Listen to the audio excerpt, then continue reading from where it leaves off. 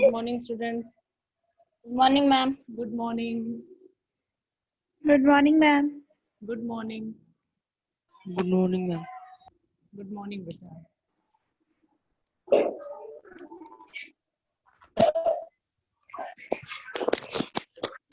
Good morning, ma'am. Good morning, beta. Good morning, ma'am. Good morning, all of you. Good evening, ma'am.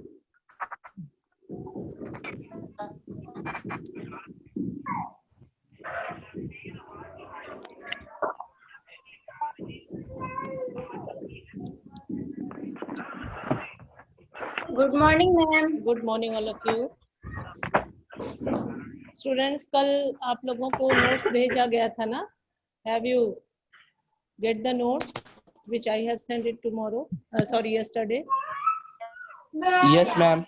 Notes मिला है ना? तो उसका जो लास्ट पेज है उससे एक पहले पेज पर चेक कर लेना, वहाँ विलेजर्स है, वहाँ विलेजेस करना है, ठीक है? आर उसमें का निकाल देना है, ठीक है? ध्यान नहीं दिए भेजते समय, वही पुराना ही नोट्स भेज दिया गया है, तो उसमें आर को हटा देना, विलेजेस वहाँ होगा। भूदान ग्रामदान वाला टॉपिक जो लिखा हुआ है एक बार चेक कर लेना उसको, ओके? Okay, ma'am. ठीक है, चलो अब आगे पढ़ते हैं। Let us continue lesson. Is there any problem और doubt related the topic? Do you want to ask anything? Otherwise last में टाइम खत्म होने लगता है तो फिर तुम लोग हड़बड़ाने लगते हो। हाँ, गुड मॉर्निंग। Good morning, बोलो। ma'am. Yes, good morning everybody. कुछ पूछना है, कोई डाउट है तो बोलो, वरना लेसन स्टार्ट किया जाए, कंटिन्यू करते हैं। Ma'am, lesson start. ठीक।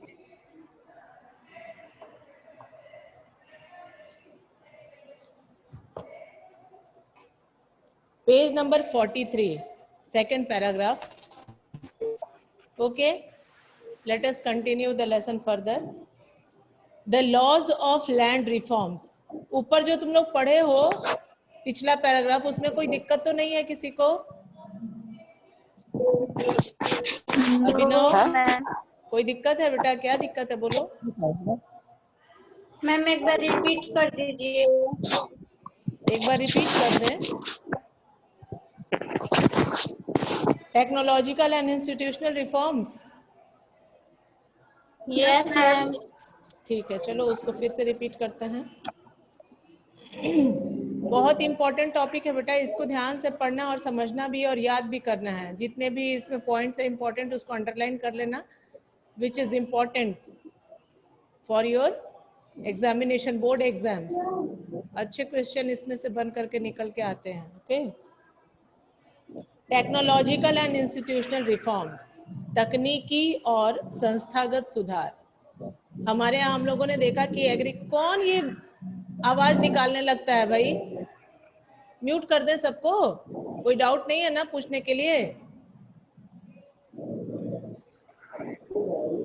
अभिनव, म्यूट हो जाओ जल्दी से। मैम कर दीजिए। हाँ, कहो तो सबको म्यूट कर दें। क्या लग रहा है कि उसी में बाइक चला रहे हो कि क्या कर रहे हो? फिर पूछ नहीं पाओगे।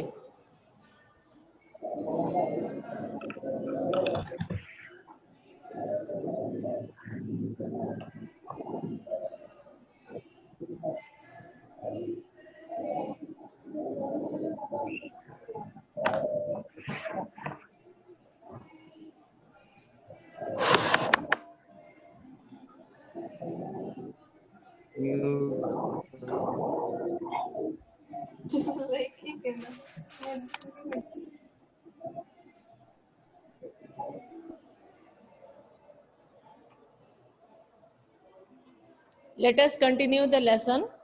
Technological and institutional reforms, तकनीकी और संस्थागत सुधार. Students, we have studied that in our country, most of the people are engaged in the profession of agriculture. खेती के ही व्यवसाय में बहुत सारे लोग लगे हुए हैं। उसके बावजूद भी यदि एग्रीकल्चर का हमारे पास आउटपुट अच्छा नहीं आता है, प्रोडक्शन अच्छा नहीं होता है, तो ये हमारे लिए चिंता की विषय है। सरकार भी प्रयासरत है कि क्या किया जाए ताकि एग्रीकल्चर से हमारा जो इनकम है वो इंक्रीज कर जाए, ताकि लोगों का भी पर कैपिटा इनकम बढ़े और कंट्री का भी जो जीडीपी है उसमें अच्छा कंट्रीब्यूशन मिले एग्रीकल्चर का, क्योंकि मोस्टली पीपल एग्रीकल्चर में ही एम्प्लॉयड है। तो इसके लिए हम लोगों ने देखा कि बहुत सारे जो रीजंस है that are responsible for that, बहुत सारे कारण हैं जो इसके लिए जिम्मेदार हैं। उनमें क्या है, तो यदि हम लोग दूसरे देशों से कंपेयर करते हैं तो यहाँ पाते हैं कि हमारे यहाँ जो इंस्टीट्यूशंस हैं या जो भी टेक्नोलॉजी है उसको हम लोग जल्दी से अपग्रेड नहीं कर पाए हैं, और उस अनुपात में, उस प्रोपोर्शन में हमारा अपग्रेडेशन नहीं हुआ है, जिसकी वजह से हमारी जो प्रोडक्शन है वो बाकी कंट्रीज के कंपेयर में लो है, और जितना हमें आउटपुट मिलना चाहिए उतना मिल नहीं पा रहा है। तो इसके लिए गवर्नमेंट ने कई प्रयास किए। क्या? टेक्नोलॉजिकल एंड इंस्टीट्यूशनल रिफॉर्म्स के। क्या क्या किया गया गवर्नमेंट के द्वारा, कौन कौन से स्टेप्स लिए गए हैं, यहाँ इस टॉपिक में हम लोगों को पढ़ना है। It was mentioned in the previous pages that agriculture has been practiced in India for thousands of years. हजारों वर्षों से हमारे यहाँ कृषि का काम हो रहा है, फार्मिंग हो रही है, खेती हो रही है, लेकिन उसके बावजूद भी जो हमारे यहाँ लैंड के यूजेस हैं उसको कंटिन्यू करते करते क्या हो गया है, लैंड जो है वो धीरे धीरे लेस फर्टाइल हो गया, उसकी फर्टिलिटी उतनी नहीं रह गई है, और उसके अनुरूप हमने कोई उस तरह का स्टेप नहीं उठाया, कोई टेक्नोलॉजिकल या इंस्टीट्यूशनल रिफॉर्म्स नहीं किया जिसके आधार पे हमें उसका ज्यादा आउटपुट मिले, अच्छा से अच्छा प्रोडक्शन मिले। Sustained uses of land without compatible techno-institutional changes have hindered the pace of agricultural development. In spite of development of sources of irrigation, most of the farmers in large parts of the country still depend upon monsoon and natural fertility in order to carry on their agriculture. सिंचाई की व्यवस्था बहुत ही बृहद स्तर पर कराई गई है। सरकार ने बहुत सारे डैम्स बनाए हैं, बहुत सारे कैनल्स बनाए हैं ताकि सिंचाई की समुचित व्यवस्था की जाए, किसानों को सिंचाई के अभाव में परेशानी ना हो। लेकिन इसके बावजूद भी हमारे यहाँ बहुत सारे ऐसे किसान हैं, जो कि ज्यादातर किसान ऐसे हैं जो कि रेन के ही वाटर पर डिपेंड करते हैं। तो उनके पास यदि सही टाइम पर रेनफॉल ना हो तो उनका जो एग्रीकल्चर के काम है उसमें काफी बाधा आती है। They feel very much obstacle if the rainfall is not continued timely. तो अब इसके लिए भी परेशानी है, और साथ ही साथ बहुत सारे किसान ऐसे भी हैं जो नेचुरल फर्टिलिटी पर भी डिपेंड करते हैं। नेचुरल फर्टिलिटी ऑफ सॉइल, यानी कि वो फर्टिलाइजर, इंसेक्टिसाइड, पेस्टिसाइड का समुचित उपयोग नहीं कर पाते, because these are expensive and for them it is more expensive. और उनके लिए यहाँ पर क्या लगता है कि चलो अपने खेत में जितना हो जा रहा है, कौन इतना महंगा खाद ला करके डालेगा, तो थोड़ा बहुत मैन्योर का यूज कर लिए तो कर लिए, लेकिन फर्टिलाइजर्स का या उस तरह के HYB सीड्स का हर किसान इस्तेमाल नहीं कर पाता है, जिसके वजह से उसी लैंड पर उनको जितना प्रोडक्शन मिलना चाहिए था उतना मिल नहीं पाता। In spite of development of sources of irrigation, most of the farmers in large parts of the country still depend upon monsoon and natural fertility in order to carry on their agriculture. For a growing population, इस बढ़ती हुई आबादी के लिए this poses a serious challenge, और ये एक हमारे लिए बहुत बड़ी चुनौती बनकर सामने आ गई है। Agriculture, which provides livelihood for more than 60% of its population, needs some serious technical and institutional reforms. जब हम कृषि को देखते हैं तो ये हमारी आबादी की लगभग 60% लोगों को अपने अंदर इन्वॉल्व करके रखी रहती है। करीब 60% लोग हमारे यहाँ एग्रीकल्चर में ही इन्वॉल्व है। तो ये एक सीरियस चैलेंज है हमारे लिए, एक ऐसी चुनौती है कि क्या किया जाए कि इसमें सुधार हो और इसकी प्रोडक्टिविटी इंक्रीज कर जाए। Thus, collectivization, consolidation of holding, cooperation and abolition of zamindari, etc. were given priority to bring about institutional reforms in the country after independence. इसलिए आजादी के तुरंत बाद ही भूमि सुधार के बहुत सारे प्रयास किए गए, लैंड रिफॉर्म्स जिसको कहा जाता है। तो पहले ही में दिया गया है कलेक्टिवाइजेशन। कलेक्टिवाइजेशन मतलब सामूहिक रूप से खेती करने के लिए लोगों को प्रेरित किया गया। छोटे छोटे लैंड जो टुकड़ों टुकड़ों में है, जो इकोनॉमिकली बेनिफिशियल नहीं होता, तो उस पे ऐसी खेती, इसका जो कर्णधार था कलेक्टिवाइजेशन का, ये स्टालिन था। कहाँ का? रशिया का। वो लोग क्या करते थे? ग्रुप में एग्रीकल्चर करते थे, ज्वाइंट फार्मिंग करते थे, सब एक साथ मिल करके खेती करते थे। तो हमारे यहाँ भी सरकार के द्वारा प्रयास किया गया कि जो छोटे छोटे टुकड़ों में लैंड बिखरे हुए हैं, फ्रेगमेंटेड हैं लैंड्स, उनको कलेक्टिवली फार्मिंग करवाने के लिए लोगों को प्रोत्साहित किया जाए, तो वो भी स्टेप लिया गया। दूसरा चीज कंसोलिडेशन ऑफ होल्डिंग्स, जिसको हम लोग चकबंदी कहते हैं। इसमें क्या होता है कि लैंड को लोगों से ले करके, जो बिखरे हुए लैंड है, यहाँ मान लो 1 बीघा खेत पूरब में है तो 1 बीघा खेत पश्चिम में और उसी आदमी का है, तो इसको क्या है कि जिसका यहाँ का लैंड है उसको वहां, वहां के लैंड को यहाँ, ये गवर्नमेंट के प्रयास द्वारा चकबंदी कानून बना करके बड़े बड़े लैंड के पार्ट्स को एक जगह कलेक्ट कर दिया गया, ताकि जो खर्चे हैं या जो टाइम का कंजम्पशन है या जो लोगों को आने जाने में समय भी लग रहा है और जो मेड़े बन जा रही है और लैंड अननेसेसरी वेस्ट हो रहा है, उसको यूटिलाइज कर लिया जाए। तो इसको कंसोलिडेशन ऑफ होल्डिंग्स कहते हैं। यहाँ पे क्या होता है? लैंड को रीडिस्ट्रीब्यूट कर दिया जाता है, लोगों से लैंड ले लिया जाता है, माने गवर्नमेंट की ये पॉलिसी के तहत, और उसको फिर नए सिरे से कहीं और एलोकेट कर दिया जाता है जहाँ पे उसके पास और भी जमीन का टुकड़ा है। और साथ ही साथ कोऑपरेशन, सहयोग की भी कई तरह के खेतों में सरकार के तरह से कोऑपरेशन रहा है। सरकार भी बहुत सारा, जैसे कि कोऑपरेटिव सोसाइटी चलवाती है, उस कोऑपरेटिव सोसाइटी से लोगों को बहुत कम दाम पर फर्टिलाइजर्स, HYV सीड्स और भी एग्रीकल्चरल इनपुट्स उन्हें दे दिए जाते हैं, ताकि यहाँ पे सब्सिडी प्राइस पे जब लोगों को मिल जाती है तो कम दाम पर ही वो अच्छा इनकम अपना करने में सक्षम हो जाते हैं, और they can produce more food grains और any product which they can want to produce on that part of land, or they gain more income in the comparison of the traditional seeds or traditional manure and fertilizers. तो ऐसे सरकार के सहयोग से भी, cooperation से भी बहुत सारा सुधार लाने का प्रयास किया गया। ये सब कब हुआ? Just after independence. Land reform was the main focus of our first 5-year plan. पहली हमारी जो प्रथम पंचवर्षीय योजना थी, जैसे ही हमारा कॉन्स्टिट्यूशन बन करके रेडी हुआ, जैसे कॉन्स्टिट्यूशन को हम लोगों ने इम्प्लीमेंट किया, तो उसके बाद हम लोगों ने अपना ये पहला प्रयास शुरू किया कि अब हमारे देश में डेवलपमेंट भी होने जरूरी है। डेवलपमेंटल वर्क के लिए हमें क्या चाहिए? अपना उस तरीके का प्रोग्रेसिव प्रोग्राम भी रखना होगा जिससे कि हम तेजी से तरक्की कर सकें। तो इसमें हर 5 साल के बाद एक 5-year प्लान बनाया जाता था।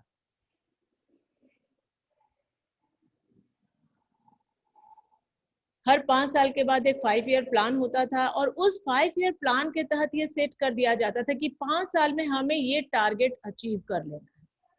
तो जब वो टारगेट अचीव हो जाता था तो फिर हम पहले से कुछ बेहतर हो जाते थे। तो हमेशा कुछ ना कुछ टारगेट लेके चला जाता था। तो फर्स्ट, जैसे कि हम लोग एग्जाम्पल के लिए फर्स्ट 5-year प्लान में हम लोगों ने एग्रीकल्चर को रखा, और सेकेंड 5-year प्लान में हमारे इंडस्ट्रीज को जो प्रेफरेंस थी वो दी गई थी, क्योंकि हमारे यहाँ इंडस्ट्रीज भी नहीं थी। तुरंत अभी हम लोग आजाद हुए थे अंग्रेजों से, तो हम लोगों के पास जो अपने पास उतनी टेक्नोलॉजी भी नहीं थी, उतना हमारे पास कैपिटल भी नहीं था, वैसे इन्वेस्टर्स भी नहीं थे। तो दूसरे पंचवर्षीय योजना में, सेकंड 5-year प्लान में, हम लोगों ने इंडस्ट्री पर इन्वेस्टमेंट किया था। लेकिन यहाँ हम लोग चूंकि एग्रीकल्चर के बारे में पढ़ रहे, तो यहाँ फर्स्ट 5-year प्लान की हम चर्चा करेंगे। We have to discuss here about the first 5-year plan. अब उसके अलावा हमारे यहाँ ये भी पॉलिसी है कि राइट टू इनहेरिटेंस, यानी कि वंश को, जो भी पिता का पुत्र है, यदि 2 पुत्र हैं तो वही जमीन का टुकड़ा 2 भागों में बढ़ जाएगा, 4 पुत्र हैं तो वही जमीन का टुकड़ा 4 भागों में बढ़ जाएगा। ऐसे करते करते फिर उसके सक्सेसर, जब उसकी अगली पीढ़ी आएगी तो फिर वो उनके साथ वैसे ही टुकड़ों में खंडित होता चला जाएगा। तो ऐसा होने से क्या हुआ है कि हमारे यहाँ की जमीन जो है वो काफी छोटे छोटे टुकड़ों में बट गई है, बिखर गई है। तो ये भी जरूरी हो गया कि भाई जब तक हम लोग मिल करके खेती नहीं करेंगे या चकबंदी करा के, जैसे मान लो एक परिवार है, उसका कुछ जमीन जो है वो पूरब में है, कुछ जमीन पश्चिम में है, तो जब उसके 4 बच्चे हैं तो वो लोग यदि आपस में बंटवारा करते हैं बाद में, तो वो पूरब का भी सब चारों भाई एक एक टुकड़ा लेंगे, पश्चिम का भी सब एक एक टुकड़ा लेंगे, तो वो बहुत टुकड़ा हो जाएगा, तो वो छोटा छोटा टुकड़ा यूजलेस हो जाएगा। तो उससे अच्छा है कि वो उधर का जमीन जो है इधर आपस में एक दूसरे के साथ वो एक्सचेंज कर लेंगे या गवर्नमेंटल पॉलिसी के तहत उसको एक्सचेंज करा करके एक ही जगह चक स्थापित करा दिया जाता है, जिससे कि इनको भी यहाँ वहाँ जाने में दिक्कत ना हो और एक जगह बड़े बड़े प्लॉट होंगे तो वो आसानी से वहां पर खेती भी करेंगे और प्रोडक्टिविटी वो ज्यादा इंक्रीज कर पाएंगे। तो ये भी हमारे लिए परेशानी है। राइट टू इनहेरिटेंस के तहत जमीन जो बहुत सारी छोटी छोटी टुकड़ों में बिखरती चली जा रही है, तो जरूरत भी पड़ गया है कि कंसोलिडेशन ऑफ होल्डिंग्स को किया जाए। तो सरकार इसके लिए भी अपना कदम उठाई। The law of land reforms were enacted but the laws of implementation was lacking और ल्यूकवार्म। कानून तो बनाया गया रिफॉर्म करने के लिए, भूमि सुधार कानून तो बने, लेकिन उसको इनेक्ट भी किया गया, लेकिन उसका इम्प्लीमेंटेशन लागू करना बहुत धीमे धीमे हो रहा था। तेजी से वो सारे इम्प्लीमेंट नहीं हुए। यदि तुरंत ही लोग उसको अमल करते और तुरंत सरकार भी एकदम स्ट्रिक्टली उसको फॉलो करवाने लगते और शायद उस तरीके से काम होने लगता तो तेजी से सुधार आता। लेकिन कानून बन तो गया, लेकिन चूंकि जिस तरीके से लोग रह चुके थे उस ट्रेंड को बदलने में थोड़ा टाइम लगता है। अब उस ट्रेंड को बदलते बदलते उसको फिर नए सिरे से लागू करवाते करवाते बहुत समय लग गया, बहुत धीमा और बहुत ही स्लो प्रोसेस से ये काम हो रहा था। The government of India embarked upon introducing agricultural reforms to improve Indian agriculture in 1960s and 1970s. यहाँ पर तुम्हें बताया गया कि भारत की सरकार ने एग्रीकल्चरल के रिफॉर्म्स के लिए यानी कृषि के सुधार के लिए और भारत की कृषि को सुधारने के लिए 1960 से 70 तक के दशक में बहुत सारे प्रयास किए। इसी दौरान ग्रीन रिवॉल्यूशन, जिसको हम लोग हरित क्रांति भी कहते हैं, ग्रीन रिवॉल्यूशन भी स्टार्ट किया गया। साथ ही साथ व्हाइट रिवॉल्यूशन को भी स्टार्ट किया गया। White revolution means operation flood, जिसको हम लोग मिल्क के प्रोडक्शन से जोड़ते हैं। तो इन सारी चीजों पर सरकार के द्वारा प्रयास किए गए कि क्योंकि हमारे यहाँ जो भी लोग थे पहले से ही वो एग्रीकल्चर में ही इंगेज थे, और हम यदि इंडस्ट्रीज सेट करते या हमारे पास फैक्ट्रीज को बनाने की यदि इच्छा है और हम फैक्ट्री बनाना चाहते तो उसके लिए तुम लोग पढ़े हो इकोनॉमिक्स में, फैक्टर ऑफ प्रोडक्शन क्या है? लैंड, लेबर, कैपिटल, सब चाहिए। तो हमारे पास कैपिटल भी उतना नहीं है, लेबर तो अवेलेबल है, और मान लो लैंड भी हमें उसमें देना है तो हमें उसके लिए टेक्नोलॉजी भी तो चाहिए। तो हम अभी तक इतना उन्नत नहीं थे कि हम अपनी टेक्नोलॉजी से उसको स्टार्ट कर दें। तो ये सब करने में समय लगता, थोड़ा सा स्टेबिलिटी जरूरी थी। इसीलिए सबसे पहले उन चीजों पर जिसको कि सरकार पहले से ही जानती थी कि हाँ लोग तो इसमें पारंगत हैं, शुरू से ही खेती इन लोगों ने किया है और शुरू से ही खेती करने की वजह से इन्हें खेती का काफी ज्ञान है और ये अपनी लाइवलीहुड तक के लिए तो प्रोडक्शन कर ही लेगा। तो इसीलिए एग्रीकल्चर पर ही पहला बल दिया गया। जो फर्स्ट 5 ईयर प्लान को स्टार्ट किया गया तो उसमें एग्रीकल्चर पर विशेष जोर दिया गया। और यही नहीं कि खाली हम खेती करके रह जाए, खेती के साथ साथ हम डेयरी फार्मिंग भी करें। जो लोग भी खेती करते हैं साथ में कुछ मवेशी रखते हैं, जिससे कि उनका इनकम भी थोड़ा बेहतर हो और उनका लिविंग स्टैंडर्ड भी बेहतर हो। तो इसीलिए इन दोनों को साथ साथ लेकर चला गया। क्या क्या? एग्रीकल्चर, और जिसको कि हम लोग ग्रीन रिवॉल्यूशन के तहत लिए हैं, अनाज के प्रोडक्शन पर यहाँ ध्यान दिया गया। और दूसरा चीज व्हाइट रिवॉल्यूशन। अब व्हाइट रिवॉल्यूशन के लिए भी चारा का प्रबंध करना होगा। जानवरों के लिए पैस्चर लैंड चाहिए जहां पर कि जानवर आए और उन्हें समुचित अच्छे किस्म के उन्हें भी घास और चारा उपलब्ध हो, ताकि उनके मिल्क से फिर हम मिल्क प्रोडक्ट्स को प्रोड्यूस कर सकें। और फिर मिल्क के प्रोडक्शन में यदि हमारा कंट्री अच्छा रहेगा तो फिर हम मिल्क प्रोडक्ट से भी काफी इनकम गेन कर सकते हैं। तो इस पर सबसे पहला बल दिया गया, पहला ग्रीन रिवॉल्यूशन और साथ ही साथ उसके white revolution. The government of India embarked upon introducing agricultural reforms to improve Indian agriculture in the 1960s and 70s. The Green Revolution, based on the use of packaged technology, and the White Revolution, Operation Flood, were some of the strategies initiated to improve the lot of Indian agriculture. But this too led to the concentration of development in few selected areas. लेकिन एक दिक्कत थी, there was one drawback. What was that? These were mostly implemented in few selected areas. इनको ज्यादातर चुनिंदा जगहों पर ही लागू किया जा सका। यानी हम लोग जानते हैं, we know, we are familiar with this, that in Punjab, Haryana and western Uttar Pradesh the green revolution was more influential. ज्यादा प्रभावी इन्हीं तीनों इलाकों में रह गया था। भारत केवल इन 3 इलाकों से तो बनकर है नहीं, बहुत बड़ा क्षेत्र है हमारा, पूरे देश में लोग कृषि करते हैं।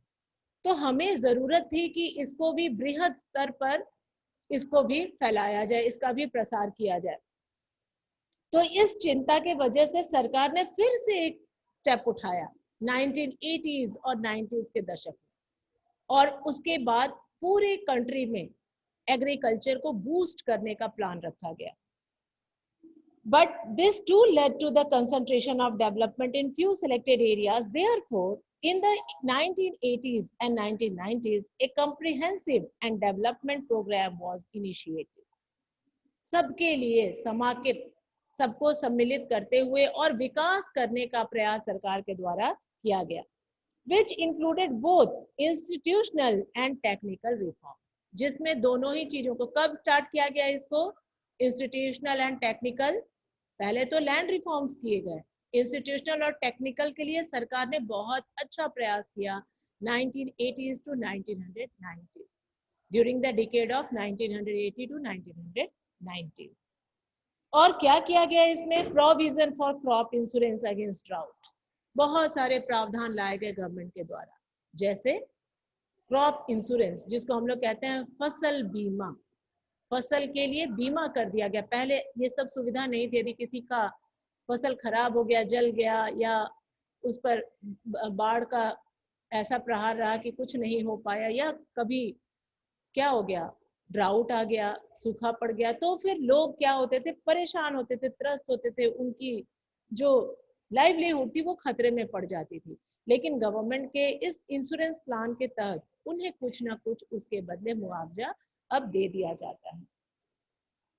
तो ये क्या किया गया, किसके किसके खिलाफ ये इंश्योरेंस किया गया, तो पहला तो ड्राउट जिसको हम लोग सूखा कहते हैं, फ्लड मींस बाढ़, साइक्लोन तूफान आने पर भी, फायर एंड डिजीज, यदि आग लग गई, जल गया फसल, या उस फसल को कोई बीमारी हो गई, पूरा फसल ही नष्ट हो गया, तो बेचारा किसान क्या खाएगा, उसके पास तो कोई दूसरा लाइवलीहुड का जरिया भी नहीं है, कोई इनकम का स्रोत नहीं है। तो वैसे कंडीशंस में गवर्नमेंट ने उसके लिए क्रॉप का इंश्योरेंस करवाना शुरू किया। और स्टैब्लिशमेंट ऑफ ग्रामीण बैंक, ग्रामीण बैंकों की स्थापना की गई, और cooperative societies and banks for providing loan facilities to the farmers at lower rates of interest were some important steps in this direction. सरकार ने क्या किया, ग्रामीण बैंक जो है गांव के लिए ही है, गांव के लोगों के लिए, मेनली फार्मर्स के लिए है, और उनको बहुत अच्छे कम रेट के इंटरेस्ट पर बहुत अच्छे से लोन मिल जाता है आसानी से। और साथ ही साथ कोऑपरेटिव सोसाइटीज को खोला गया जिसकी मदद से उन्हें खाद, बीज और भी जो इंसेक्टिसाइड है, जिसको कीटनाशक कहते हैं, इंसेक्टिसाइड, पेस्टिसाइड, इन सब चीजों की वो पूरी बहुत ही कम रेंज में, यानी कि सब्सिडी के रूप में सरकार उन्हें कम रेट में उपलब्ध करवाती है, अभी भी करवाती है लोगों को, ताकि कम खर्चे में ही किसान अपना प्रोडक्शन बढ़ा सके। उसके अलावा beside of those reforms, some other steps were taken by the government. What were these? किसान क्रेडिट कार्ड, KCC जिसको हम लोग कहते हैं, उस क्रेडिट कार्ड के तहत किसान बहुत अच्छे से लोन ले सकता है, जैसा उसका जमीन होता है उसके जमीन के आधार पर उसे लोन मिल जाता है बैंक से। पर्सनल एक्सीडेंट इंश्योरेंस स्कीम जिसको PAIS कहते हैं, और some other schemes introduced by Government of India for the benefit of the farmers. ये सब कई सारे स्कीम्स, योजनाएं बनाई गई जिसके तहत लोगों को काफी ज्यादा रियायतें दी गई। किनको? किसानों को, because we are studying about the farmers and the topic is agriculture. Moreover, special weather bulletins and agricultural programs for farmers were introduced on the radio and television. अभी भी तुम लोग देखते हो कृषि दर्शन, और फिर लोगों के लिए मेट्रोलॉजिकल इंस्ट्रक्शंस आते हैं कि बहुत ज्यादा बारिश होने वाली है, या मौसम जो है वो खुश्क रहेगा, ताकि किसान जो है वो उसके अकॉर्डिंग टू अपना माइंड प्रिपेयर रखें, अपनी जो भी प्लानिंग है उसको करें। तो इनके लिए वेदर बुलेटिन्स भी आने लगे, क्यों? ताकि वो अपना प्लानिंग के अकॉर्डिंग टू वर्क को करें, अंजाम दे। The government also announces minimum support price, जिसको हम लोग MSP कहते हैं। बहुत इंपॉर्टेंट है बेटा, underline this. What do you mean by minimum support price? और कब इसको अनाउंस किया जाता है, ये चीज बहुत इंपॉर्टेंट है। कब अनाउंस करती है इसको? जब बीज बोने का समय आता है, ठीक है, बेचने के समय नहीं। जब किसी भी फसल को बोने का सीजन आता है, जब उसका क्रॉपिंग सीजन होता है, तो उसके लिए MSP निर्धारित कर दी जाती है कि इसका न्यूनतम समर्थन मूल्य इतना है, यानी सरकार के गोडाउन में हम इस अनाज को प्रोड्यूस करने के बाद इस रेट में बेच सकते हैं, जिसको MSP कहा जाता है। Underline this.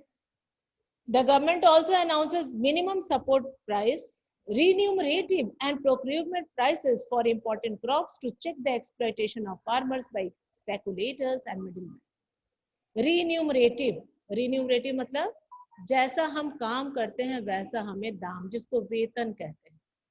किसानों ने इतना लागत लगाया, उसके खेत में इतना फसल के लिए खर्चा आ गया, इतना उसने मेहनत भी किया, उसका कम से कम उसको कितना मूल्य मिल जाना चाहिए, और उसके लिए क्या घोषित किया जाना चाहिए, कितना तक उसका अनाज बिक जाना चाहिए, उसका क्या प्राइस होना चाहिए, ये सरकार विचार करके उसका न्यूनतम सपोर्ट प्राइस यानी न्यूनतम समर्थन मूल्य की घोषणा करती है, ताकि वो किसान बिचौलियों से बचाया जा सके। ये मिडिल मैन कौन है बेटा? मिडिल मैन का मतलब है, मान लो एक किसान है, तुम लोग तो आसपास देखते होगे, तुम लोगों के गांव के आसपास खेती होती होगी, तुम्हारे घर में ही खेती होती होगी, तो अक्सर देखते हो कि क्या होता है कि फसल हो गया है, ठीक है, पूरा बोरा रखा हुआ है, बहुत सारे लोगों के घर में बहुत ज्यादा रखने का जगह भी नहीं होता है, तो सोचते हैं कि चलो फसल आ गई, यदि हम धान कुटवा लेते हैं तब तो ठीक है, चावल बेचा जाएगा, वरना धान को भी बेचना चाहते हैं, तो सोचते हैं बिक जाएगा तो ये स्पेस खाली हो गई, यहाँ हम कुछ और रखेंगे। या कभी कभार क्या होता है, खेतों में से भी बेच देते हैं। तो क्या होता है कि इनको बेचने के लिए उन्हें जब सरकारी मंडी में जाएंगे और सरकारी मंडी में बेचेंगे तो उनको मिनिमम सपोर्ट प्राइस मिलेगा, यानी कि सरकार घाटा सह करके भी उन्हें वो पैसा देगी जितना उसने घोषित कर दिया है। जो MSP निर्धारित की गई है उतने मूल्य पर वो मंडी में ले लेंगे। लेकिन जो बिचौलिए हैं, मिडिल मैन, स्पेकुलेटर्स जिसको दिया गया, वो लोग क्या करते हैं कि आ गए किसी के घर और कहते हैं, जिसको हम लोग एक तरीके से ब्रोकर भी कह सकते हैं, ब्रोकर, दलाल, या जो छोटे छोटे ये जो होते बिजनेसमैन होते हैं, बनिए होते हैं, वो लोग भी घर में आ जाते हैं और कहते हैं कि कहाँ आप उठा करके ले जाएंगे, उसका ढुलाई लगेगा, जाने आने का समय लगेगा, लाइए हम यहीं से ले करके चले जाते हैं, 2 रुपया हमको कम दे दीजिएगा, 1 रुपया हमको कम दे दीजिएगा। तो मान लो 1 रुपया 1 केजी पे वो कम लेने के लिए तैयार होता है, तो किसान को भी लगता है कि ठीक ही कह रहा है, कहाँ इतना उठा करके ले जाना, फिर उसको बेचना, फिर लाना, लाइन में खड़े रहो, फिर अपना पर्ची कटाओ, फिर कब नंबर आएगा तो उसको चलो इतने में दे देते हैं।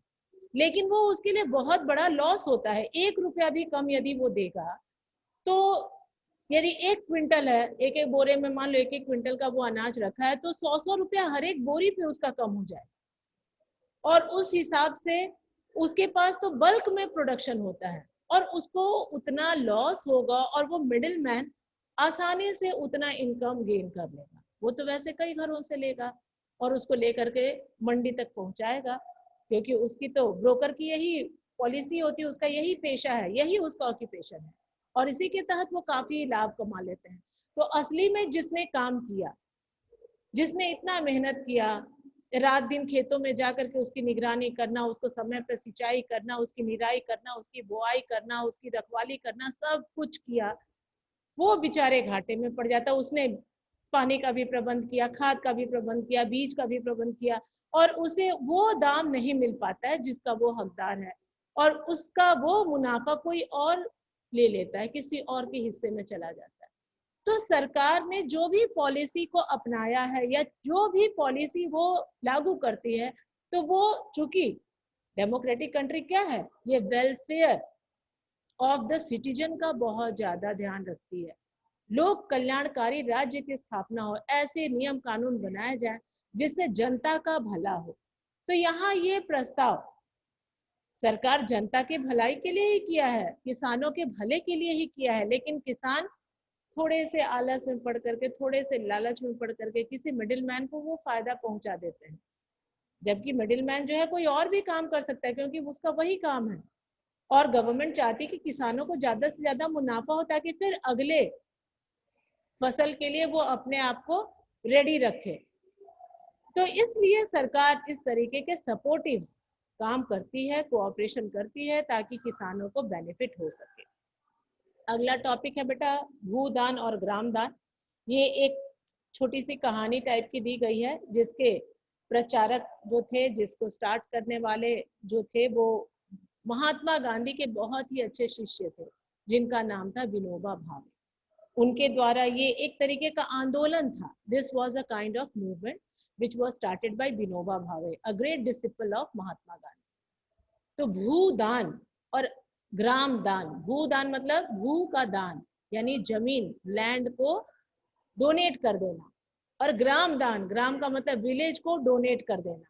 तो ये एक मूवमेंट चलाया था उन्होंने, और इस मूवमेंट में उन्हें बाद में काफी सफलता मिली, और इसको ब्लड लेस रेवोल्यूशन भी कहा जाता है। एक बार ये क्वेश्चन आया था इस टॉपिक से भी, इसीलिए इसको तुम्हारे पास एक्सप्लेन करना भी जरूरी हो गया है। तो वैसे तो हमारे जितने भी बुक्स में टॉपिक हैं उनको सारे इंपॉर्टेंट है, सबको पढ़ना चाहिए, लेकिन तुम लोग इस तरह के किनारे में जो रहते हैं केस स्टडीज या प्लस बॉक्स उसको छोड़ देते हो, लेकिन तुम लोगों को ध्यान देना चाहिए कि ये सबसे क्वेश्चंस आते हैं एकदम, कभी किसी प्लस बॉक्स से या केस स्टडी का आ गया, कभी किसी केस स्टडी का आ गया, कोई ठीक नहीं कब कौन सा आ जाए। तो यहाँ पे आपको भूदान ग्रामदान के बारे में भी जानना है कि क्या है और इसे किसने स्टार्ट किया, कब स्टार्ट किया था और इसका इम्पैक्ट क्या हुआ। तो चलिए पढ़ लेते हैं, टाइम भी ओवर ही होने वाला है, थोड़ा सा तुम लोगों से पूछना भी है क्या क्या तुम्हारे डाउट्स हैं, थोड़ा इसको पढ़ लें फिर आपस में चर्चा किया जाएगा, उसको हम लोग डिस्कस करेंगे। Mahatma Gandhi declared Vinoba Bhave as his spiritual hire. He also participated in Satyagraha as one of the foremost Satyagrahis. Who? Vinoba Bhave.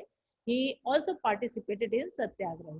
Satyagrahis के ही तरह उन्होंने सत्याग्रह में भागीदारी निभाई थी। गांधी जी के अच्छे शिष्य थे वो, उन्हें गांधी जी ने अपना उत्तराधिकारी के रूप में स्थान दिया था। He was one of the votaries of Gandhiji's concept of Gram Swaraj. After Gandhiji's martyrdom, Vinoba Bhave undertook Padyatra to spread Gandhiji's message covered almost the entire country. Gandhi ji की हत्या के बाद विनोबा भावे उनके संदेश को पहुंचाने के लिए एक पद यात्रा की, पैदल चल करके पूरे देश में उन्होंने भ्रमण किया ताकि वो गांव-गांव में जो इनका ग्राम स्वराज का जो सपना था उसको वो साकार कर सके, लोगों को बताएं, उनसे डिस्कस करें, उनकी परेशानियों को सुने, समझे और उसको हल करने की कोशिश करें। Once when he was delivering a lecture at Pochampalli in Andhra Pradesh, some poor landless villagers demanded some land for their economic well-being. एक बार वो पोचमपल्ली नामक एक जगह में आंध्र प्रदेश में है, वहां पर अपनी भाषण दे रहे थे, अपने लेक्चर को डिलीवर कर रहे थे, अपना आख्यान दे रहे थे। उसी समय कुछ किसानों ने उनसे बातचीत की कि हम लोगों को कुछ जमीन दिलवा देते तो हम लोग उस पर अपना खेती कर लेते। Vinoba Bhave could not promise it to them immediately, but assured them to talk to the government of India regarding provision of land for them if they undertook cooperative farming. Vinoba Bhave तुरंत उन्हें स्वीकार तो नहीं किए, तुरंत वादा तो नहीं किया कि हाँ दे देंगे, लेकिन उन्होंने कहा कि मैं प्रयास करूंगा, उन्हें विश्वस्त कराया, एश्योर किया कि ठीक है भरोसा रखिए, हम इसके बारे में सरकार से बात करेंगे, यदि हो सके तो बिल्कुल आप लोगों को जमीन दिलवाने का प्रयास किया जाएगा। Suddenly, Sri Ramchandra Reddy stood up and offered, हाँ एक बात और बोले उनसे कि यदि आप लोग कोऑपरेटिव फार्मिंग करने के लिए तैयार हो जाएंगे तो, यानी मिल करके, जो तुम लोग ऊपर पढ़े कलेक्टिवाइजेशन, वही चीज, यदि कलेक्टिव हो करके फार्मिंग करने के लिए तैयार होंगे तो आपको लैंड दिलाने का प्रयास किया जाएगा, क्योंकि कितना सारा जमीन रहेगा जो कि इतने सारे किसानों को बांटा जाएगा। तो यदि आप लोग मिलजुल के खेती करने के लिए तैयार होंगे तो हम सरकार से बात करके आपके लिए प्रयास कर सकते हैं। उसी समय अचानक श्री रामचंद्र रेड्डी जो थे वो एकदम तैयार हो गए, कहे कि ठीक है, and offered 80 acres of land to be distributed among 80 landless villages. और श्री रामचंद्र रेड्डी ने एकदम स्वीकार कर लिया, कहा कि बिल्कुल 80 एकड़ जमीन है जो कि हम 80 गांव वालों को बांट देंगे जिनके पास जमीन नहीं है, landless villagers. This act was known as Bhoodan. इस कृत्य को भूदान कहा जाता है, जो भूमि का दान कर दिया गया सरकार के द्वारा इन भूमिहीन लोगों को, भूमिहीन मजदूरों को, इसीलिए इसका भूदान नाम पड़ा. Later he traveled and introduced his idea widely all over India. बाद में जब वो पदयात्रा पे थे, हर गांव में जा जाके घूम रहे थे, तो अपने इस विचार को कई गांवों में जा करके लोगों के साथ शेयर किया. तो फिर बाद में लोगों ने भी इसे दान करना शुरू किया. बहुत सारे जमींदारों ने गांव के गांव दान कर दिए बिना किसी लड़ाई झगड़े के, क्योंकि उन्हें डर था कि सरकार कहीं जब्त न कर ले हमारी जमीन, तो हम खुद भी उसके यूज में नहीं रह जाएंगे, वो हमारे यूज का नहीं रह जाएगा, और वो जो मजदूर या किसान है वो भी हमारे लिए सेटिस्फाइड नहीं रहेंगे. और यदि हम उन्हें दान कर देंगे तो एटलीस्ट वो हमारे लिए अपने आप को क्या महसूस करेंगे, ग्रेटफुल महसूस करेंगे, और वो हमें जब भी जरूरत पड़ेगी तो हमारी मदद करने के लिए भी तैयार रहेंगे. तो इस तरह की थिंकिंग को लेकर के बहुत सारे जमींदारों ने जमीन के साथ साथ कहीं कहीं तो गांव के गांव दान कर दिए गए. इसको ग्राम दान कहा गया. Later he traveled and introduced his idea widely all over India. Some zamindars, owners of many villages, offered to distribute some villages among the landless. It was known as Gram Dan. However, many landowners choose to provide some part of their land to the poor farmers due to the fear of land sealing act. उनको डर था कि कहीं land ceiling act के तहत हमारी जमीन जब्त ना हो जाए. उससे बेहतर है कि इन मजदूरों को, इन भूमिहीन किसानों को जमीन को दान कर दिया जाए. This Bhoodan Gramdan movement initiated by Vinoba Bhave is also known as the bloodless revolution. इस भूदान और ग्रामदान आंदोलन को रक्तहीन क्रांति की भी संज्ञा दी जाती है. Okay students, our topic is over. Next, contribution of agriculture to the national economy, employment and output. We shall study it tomorrow. If you have any problem, you can ask.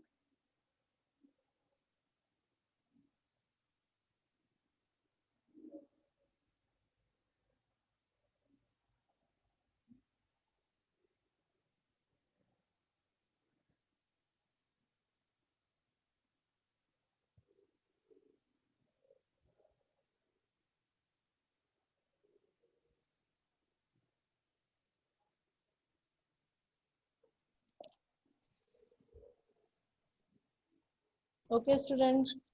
Excuse me ma'am. हाँ बेटा बोलो. Ma'am जो ये जो topic पढ़ाई है ना, technological and institutional reform में एक है सस्टेन्ड यूजेस वाला, उसको बता. Sustained uses, technological and institutional reform. क्या है बेटा, आवाज लैगिंग हो रही है, क्लियर नहीं हो पा रहा है, बोलो. मैम स्टार्टिंग में है ना, सस्टेन्ड यूजेस